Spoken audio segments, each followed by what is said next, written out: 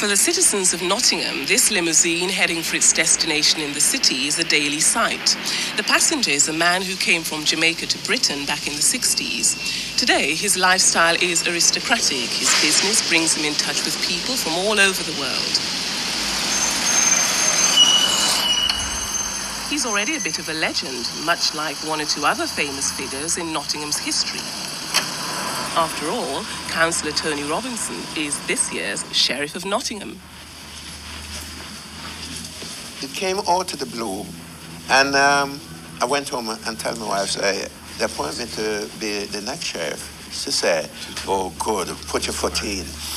And it didn't hit me that I was really appointed until Mayor Making Day. The time when I went up and took me out of office and then went and changed and put on my robe. I almost burst in tears. I was so overjoyed and overwhelmed.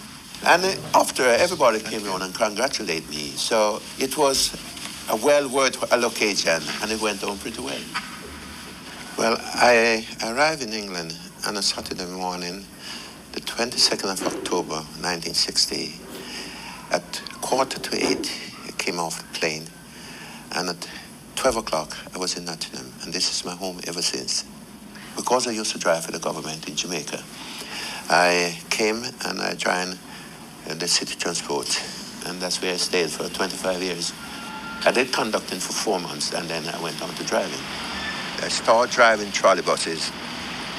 I was one of the first who brought in a one-man bus. It came in March 1970. It is a lovely city.